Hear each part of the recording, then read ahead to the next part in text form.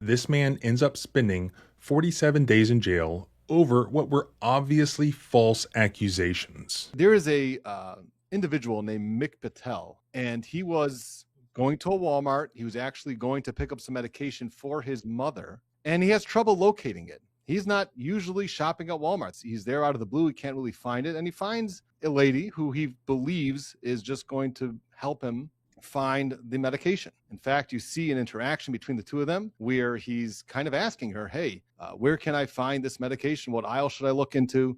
And at some point you see, and she's on this motorized scooter, which is really designated for the people that are disabled, but she's not disabled, but she's riding it, and she has her kids on her lap.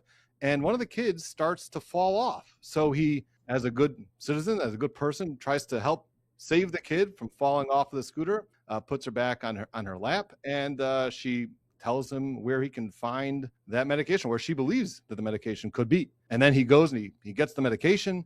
He comes back to her. He shows her, hey, look, I found the medication. Strolls out of the store, just walking out of the store, pays for it, and that's really the extent of the interaction between these two individuals. Well, little does he know, later, this individual goes and reports to the police that he was actually trying to kidnap her child. Did someone try to take you from mommy? Yeah. And that's where this whole investigation completely goes off the rails. He gets arrested on these charges of attempted kidnapping. I was in the Walmart and I had to rip my baby out of some other man's hands because he was trying to snatch him. What happened when the cops arrived? Cops arrived, talked to her. They watched the video footage of the incident, and that's where this really should have started and ended, unless, of course, they wanted to charge Miss Miller with filing a false police report. They chose not to do that. Instead, they chose to go after Mr. Patel. What they did was they took this video footage from Walmart, which is completely exculpatory and proves without question that there was absolutely no attempted kidnapping whatsoever. They took that footage with them, and then they went to a grand jury. And a woman by the name of Temperance Stoddard testified to the grand jury that Mr. Patel tried to kidnap this woman's child, and we have video proof. And supposedly, she couldn't get the video to play. And the court allowed Miss Merchant to subpoena the footage directly from Walmart. And as soon as she got it, she released it to the public. And there was absolute outrage because Mr. what Patel you're about to spent hear 47 isn't just days another in he jail. said, she said situation. This is what happens when feelings get treated like facts and a man's life becomes collateral damage. Before we dive in, drop a comment. Are modern men more delusional, or is it the ladies? Hit like and subscribe so you don't miss what we expose next. Now, let's talk about this. At this point, nothing should shock us. The sheer level of absurdity we've seen in modern relationship and legal dynamics has almost desensitized people. But this wasn't just messy, it was dangerous. An innocent man was dragged through the mud publicly, legally, and reputationally because someone's words were treated as automatic truth. No scrutiny, no pause, no let's verify the evidence, just immediate assumption of guilt. And here's the part that should concern every single person watching this. The evidence was already there. The footage existed. The facts were available, and yet it still went this far.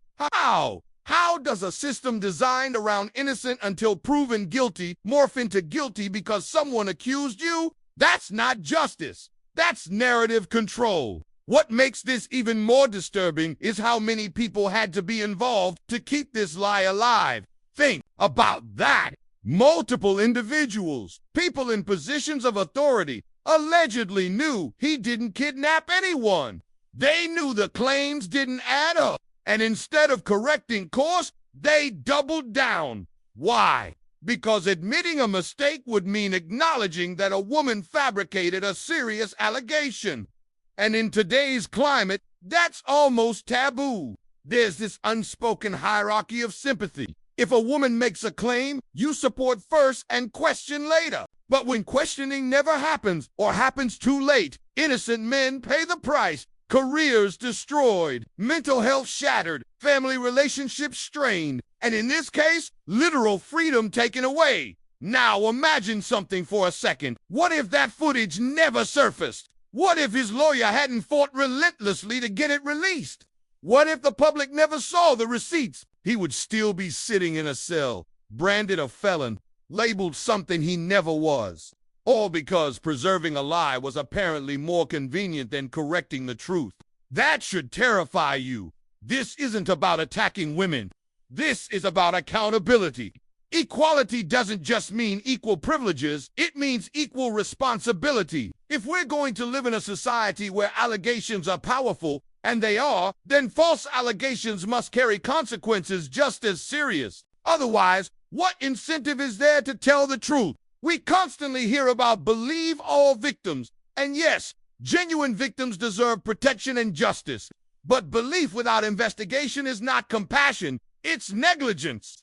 Real justice requires evidence. It requires due process. It requires emotional restraint. When systems bend to social pressure instead of facts, they stop being systems of law and start being systems of public opinion. And let's be honest, this taps into a broader cultural issue.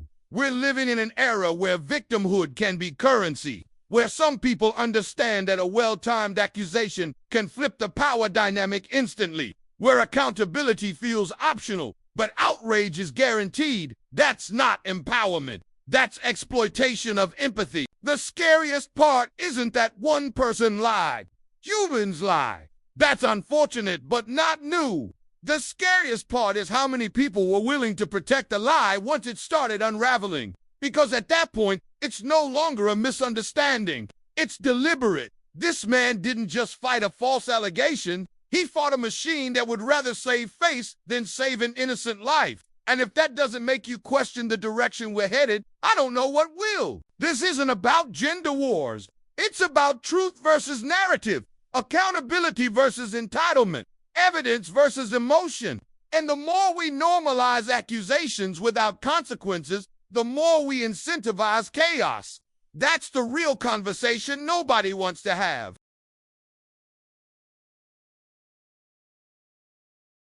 This may not have been her first time. A lawsuit was just filed. This may not have been the first time that she kind of made up some sort of allegations. There is another instance where she's actually part of a class action lawsuit against Lyft for what she claims was she claims that a Lyft driver tried to rape her, and as part of this class action lawsuit, that driver, by the way, was initially charged with but pled to disorderly conduct. Not your typical plea deal for someone who's facing, charges.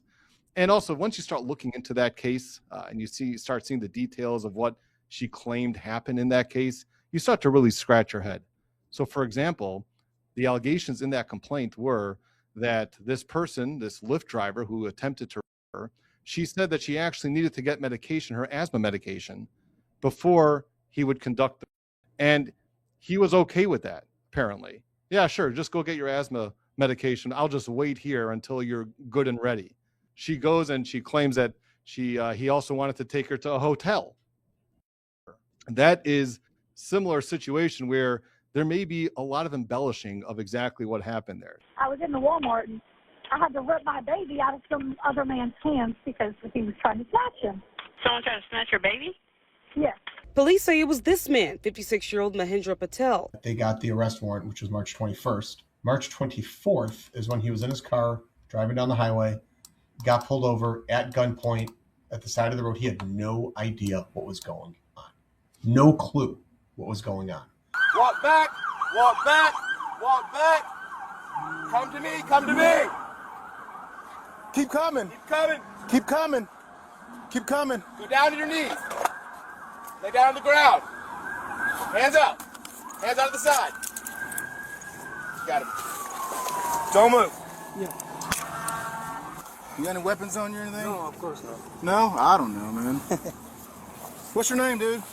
Mahendra Patel. Mahendra? Yes, sir. Hey, you got a warrant for your arrest.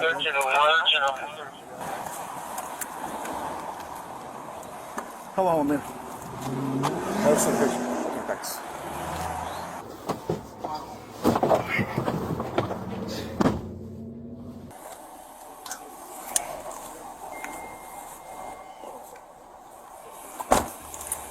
Let's slow this down for a second, because this is the question nobody wants to ask out loud. Why? Why would someone knowingly fabricate a story that could destroy an innocent person's life? What's the end goal? Attention, revenge, power, sympathy, leverage. Think about it. In today's social climate, an accusation alone can flip the entire power dynamic. The moment the claim is made, the accused is on defense. They're scrambling to prove innocence while the accuser is automatically positioned as the victim. That's an incredible amount of social power in one sentence. And power, when there's no accountability attached to it, becomes tempting. We have to stop pretending this is always about misunderstanding. Sometimes it's about control. Sometimes it's about retaliation. Sometimes it's about saving face. And sometimes, let's be honest, it's about exploiting a system that is heavily tilted toward believing first and investigating later. Now here's the more uncomfortable part. Why are they allowed to get away with it? Because consequences are inconsistent. If someone can make a life-altering accusation, watch an innocent person get arrested, charged, publicly, shamed, and then quietly walk away when the lie unravels. What message does that send? It sends this: there's no real risk, and human behavior is simple. When you remove consequences, you increase repetition. If a person lies and nothing happens, the internal calculation changes. The fear barrier drops. The next time they're angry, embarrassed, rejected, or trying to gain leverage, that option is still on the table. Why? Wouldn't it be? It worked before. This isn't about gender warfare. It's about incentives. Right now, the cultural incentive structure is broken. We say we want accountability. We say we want equality. But equality without equal consequences isn't equality. It's selective enforcement. And selective enforcement breeds resentment. It also undermines real victims because every false allegation makes the public more skeptical. Every exposed lie makes genuine cases harder to believe. So, ironically, shielding someone from accountability in the name of protection actually damages the credibility of those who truly need protection. That's the paradox. You cannot build a just society on emotional reflex. You build it on standards, evidence, consistency. And when someone intentionally weaponizes a false story to ruin another person's life, that's not a minor mistake. That's calculated harm. The psychological stress alone, public humiliation, legal fees, loss of reputation can follow someone for years. Yet somehow we treat the lie as a misstep while the accused carries the permanent scar. That imbalance is what fuels the frustration you're seeing online. It's why conversations about masculinity, accountability, and double standards are exploding. Men are looking at situations like this and thinking, what protection do we actually have? Because if truth only matters when it's convenient, then anyone can become a cautionary tale. So the real issue isn't just why someone would lie. The real issue is why we've created an environment where lying at that level doesn't carry the same weight as being falsely accused. Until that changes, don't expect the behavior to...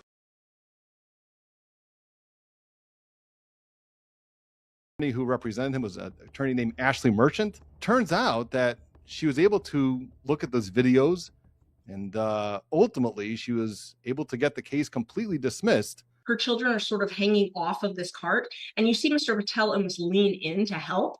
And then moments later, literally split seconds later, she starts to rise to point out the Tylenol. Then within 1 or 2 seconds after that, you see her in a screen laughing with another gentleman. When you watch the surveillance footage from Walmart, what do you see? I see a pleasant interaction between a man and a woman with her kids. There is another man just a few feet away who has a follow-up pleasant interaction with that same woman.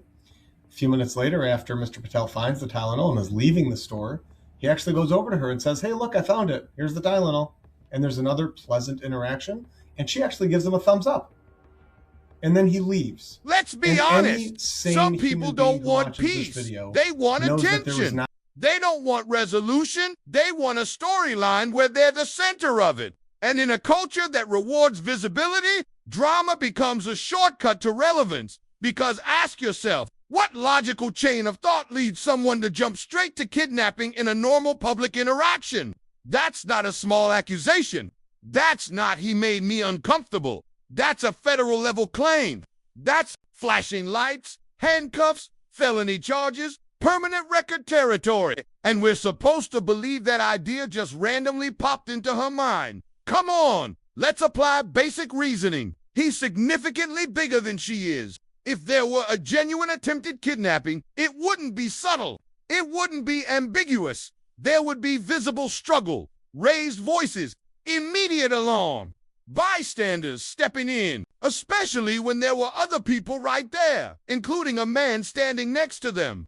But instead of panic, instead of fear, instead of urgency, we see laughter, shared laughter, casual energy, no visible distress. So which is it? Was this a life-threatening situation, or was it a performance? Because those two realities cannot coexist. And this is where the victim currency conversation gets uncomfortable. In today's climate, claiming victimhood instantly shifts power. It triggers protection mechanisms. It silences opposition. It reframes the narrative before facts even enter the room.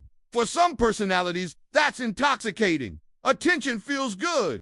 Sympathy feels validating. Being perceived as the wronged party gives social leverage. And if someone has learned consciously or subconsciously that dramatic claims generate that reaction, they may escalate over time. First, it's minor exaggerations. Then it's bigger accusations. Then it's something life-altering. Why? Because drama scales. But here's the problem. When you escalate to criminal allegations, you're no longer playing social games. You're gambling with someone's freedom. And if there's no accountability when the story falls apart, the internal lesson becomes clear. This tactic works.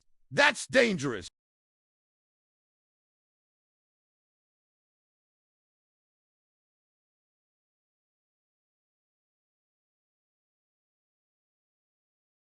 Also notice something else, the emotional inconsistency. If you genuinely believed someone tried to kidnap your children, would you be laughing moments later? Would your body language be relaxed? Would there be zero visible urgency? Human psychology doesn't switch off that fast in real danger. This is why people are increasingly skeptical, not because they hate women, not because they dismiss real victims, but because patterns matter. Behavior tells stories that words can't cover. And when accusations don't align with observable reality, people start questioning the motive. Was this about safety, or was this about attention, control, and creating a viral moment where she's the protagonist? We have to start being honest about something. Not every claim is rooted in fear. Sometimes it's rooted in ego, sometimes it's rooted in boredom, and sometimes it's rooted in the desire to feel powerful in a situation where you otherwise feel ordinary. But when that desire crosses into criminal territory, society cannot afford to shrug it off. Because the next time, it might not just be a headline. It might be someone's entire life. Explain what happened next. They get him indicted on very, very serious charges. Georgia has some interesting laws about when discovery has to happen. It doesn't have to happen until much closer to trial. So none of this video was disclosed to the defense attorney. The defense attorney is, in my opinion, probably one of the best defense attorneys in the state of Georgia, Ashley Merchant. She's had a number of cases that had a lot of publicity over the last several years, and she is a tremendous, tremendous attorney. It's a good thing that Mr. Patel is a man of means and is able to afford such excellent representation. I shudder to think of what would have happened if he would have gotten, for example, a public defender. You never know what you're going to get when you get a public defender. They're just worked too thin. She's his lawyer, and she starts demanding the evidence. Prosecutor's not turning it over.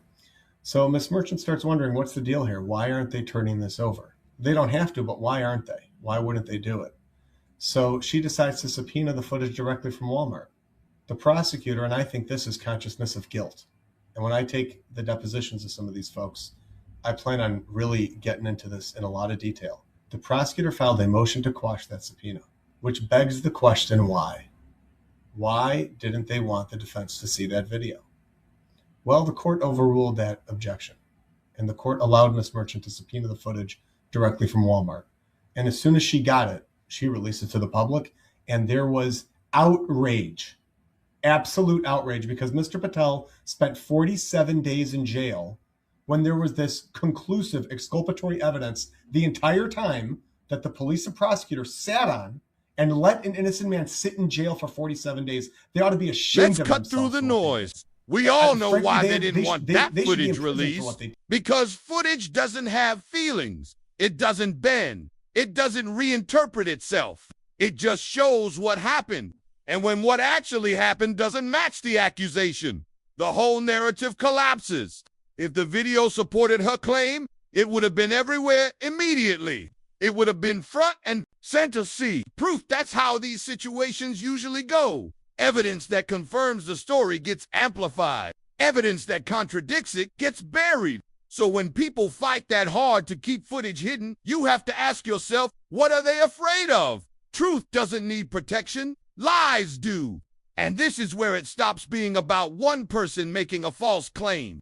This becomes about everyone who chose to double down instead of course correct. Because once that footage existed, anyone involved had two options. Option one, admit the mistake, drop the charges, hold the person who made the false allegation accountable. Option two, protect the accuser, ignore the inconsistencies, and let an innocent man take the fall. They chose option two. Why? Because holding her accountable would have required courage. It would have required admitting bias. It would have required saying, we got this wrong. And for a lot of institutions and individuals, protecting their image is easier than protecting an innocent person. That's the uncomfortable reality. There's also a social layer here nobody wants to acknowledge. In today's climate, accusing a woman of lying, especially about something serious, is socially risky. You can be labeled insensitive, dismissive, anti-woman. So instead of confronting the lie, some people would rather sacrifice one man quietly than deal with public backlash. That's not justice. That's cowardice, dressed up as compassion. And here's the bigger issue. When you protect someone from the consequences of a serious false allegation, you're not being kind. You're enabling. You're teaching that person and everyone watching that there's a safety net beneath dishonesty. Meanwhile, the accused doesn't get a safety net. He gets court dates, legal fees, public suspicion, possibly jail time, a record that follows him. Even if he's cleared, the accusation lingers in whispers, but the liar shielded. And that imbalance is exactly why people are fed up. This isn't about attacking women. It's about consistency. If we truly believe in equality, then accountability cannot be selective. You cannot demand that men face the full weight of the law, which they should, if guilty, while treating false accusers like fragile exceptions. That contradiction erodes trust in the system. And once trust erodes, people stop believing in fairness altogether. The scariest part? It wasn't just one person making a bad decision. It was multiple individuals allegedly choosing comfort over integrity, silence over truth, reputation management over justice. That's how innocent people end up locked up. Not because the evidence was overwhelming, but because too many people were unwilling to stand up and say, this doesn't add up. And that right there, that refusal to confront a lie, is what turns a bad accusation into a full-blown injustice. Isn't that he was sitting in jail for 47 days because he had a extremely high bond? It was no bond. He was just kept in jail because the charges were so serious and he has significant ties out of the country. So the prosecutor went to the judge and said, oh, we can't let this man out. He's a flight risk. If we let him go, he's a dangerous man who likes to kidnap children in Walmart, and then he'll fly away across the world and never come back. They knew it was lies when they said it. Do we know for a fact that they watched the actual surveillance footage on the day of the incident? The police report indicates that they reviewed the footage. And what the police reports claim is that the footage supports Miss Miller's version of events. I mean, how can they watch that footage and then believe that it supports the allegations? That's going to be the first question I ask the cops during my deposition of them. Every once in a while, I see a case that just makes my head pop. I'll read to you what the police report actually says while they were there at the incident at Walmart. Walmart cameras showed the incident, and Corporal Lumpkin viewed the footage showing what Miller explained. How? That's not what the footage shows. If they would have written the truth in this report, such a Mr. dangerous Patel never would have man, been right? charged. A guy never would have walks heard his into a name, store to and I pick up certainly never- medication for his elderly mother, and somehow that turns into felony charges. That's the level of absurdity we're dealing with. He wasn't lurking in a dark alley. He wasn't acting erratic. He was doing something ordinary, something responsible, taking care of family. And in a split second, that normal, everyday act gets reframed into something criminal. That's how fast a narrative can hijack reality. And here's where it gets even more disturbing. Once the accusation was made, the focus didn't seem to be, let's carefully verify what happened. It became, how do we sustain this version of events? Because if the priority was truth, the footage would have been reviewed immediately and transparently. If the priority was justice, the evidence would have been disclosed without resistance. Instead, there were alleged attempts to conceal it, to slow it down, to keep it out of public view. Why? Because once people see what actually happened, the emotional charge fades and logic kicks in. Footage is inconvenient when it contradicts the storyline. And let's talk about institutional responsibility for a second. Law enforcement and prosecutors carry enormous power. Charging someone with a serious crime isn't minor paperwork. It's a life-altering decision. It affects employment, family stability, reputation, mental health, even if the charges are eventually dropped. So when that power is used in a way that appears more concerned with protecting an accuser than verifying facts, people lose faith. This isn't about being anti-police. It's about standards. The justice system is supposed to be not when evidence is allegedly suppressed instead of highlighted. That's a systemic red flag. And here's the bigger cultural issue. We've built an environment where questioning an accusation can be socially risky. So instead of risking backlash, some decision makers may lean toward overcorrection, pushing forward even when doubts exist, just to avoid appearing unsympathetic. But justice isn't about optics, it's about accuracy. Because imagine the alternative timeline. Imagine the footage never sees daylight. Imagine the lawyer doesn't push relentlessly. Imagine this man doesn't have resources or support. He could have been labeled a kidnapper permanently. Over what? A trip to Walmart to buy medication? That's not just an individual failure. That's a breakdown in safeguards. And when safeguards fail, people start asking uncomfortable questions about fairness, accountability, and whether certain narratives get extra protection. If we want a society that protects real victims, and we absolutely should, then we also need one that protects the innocent with equal intensity. Otherwise, innocent until proven guilty becomes just a slogan. And that's a slippery road no one should be comfortable walking down. Why I think consciousness of guilt is so important. Why not turn the footage over to the defense? Why try to quash the subpoena from the defense? And then there was another thing that happened, which I didn't even get to yet. They had Mr. Patel's phone. And the prosecutor, or one of the investigators, signed an affidavit and testified to a judge that they needed to get a warrant for the contents of the phone so that they can see what's inside of it, because they had good reason to believe that there was evidence of a kidnapping in the phone, which, again, completely untrue. And I look forward to being able to take this deposition and ask what evidence in the world possibly could have been on this phone and what basis they had to make this claim. I think what was going on was they wanted to get his phone so that they can look through it. And I've had other cops do this in other cases. That's why I think it's probably what happened here. And then find something that he did wrong. If you are charging somebody with crime A and you get access to his hard drive, and then you find some child or some illegally downloaded music or some fraudulent tax returns, there could be all financial crimes. There could be all kinds of things on a phone. And then you can say, oh, well, we got him for this now. And as long as you have a good faith basis, a warrant to get into that phone, you got him, you nailed him. And then you get to protect your own hide. So that's what I think happened there. But again, the consciousness of guilt here, I think, is the strongest thing, because why would they be fighting so hard? And this is where the story takes a turn.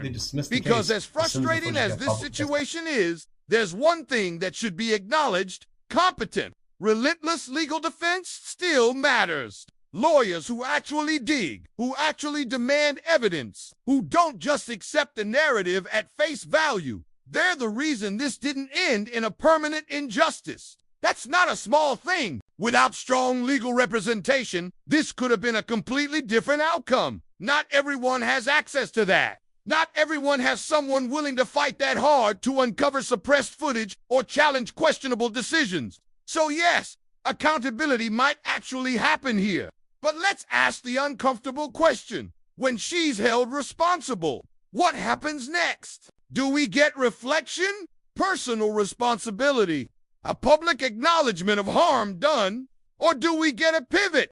Because there's a pattern in modern culture. When accountability finally shows up, some people don't say, "I was wrong." They say, "This is unfair." They reframe consequences as oppression. They rebrand themselves as misunderstood. They create a new storyline where they're still the victim, just of a different system. It's a psychological defense mechanism. If you never admit fault, you never have to confront your own choices. But here's the reality. Holding someone accountable for a false allegation is not cruelty, it's balance. You cannot demand the full weight of the legal system for someone you accuse and then cry injustice when that same system examines your actions. That's not how fairness works. If an innocent man can face jail time, public shame, and felony charges over a claim, then a knowingly false claim should carry meaningful consequences, not out of spite, not out of revenge, but out of deterrence. Because without deterrence, this cycle continues. And here's the bigger picture. This isn't just about one woman or one man. This is about cultural incentives. If society sends the message that weaponizing accusations carries little risk, some people will take that gamble. But if society consistently enforces accountability across the board, behavior adjusts.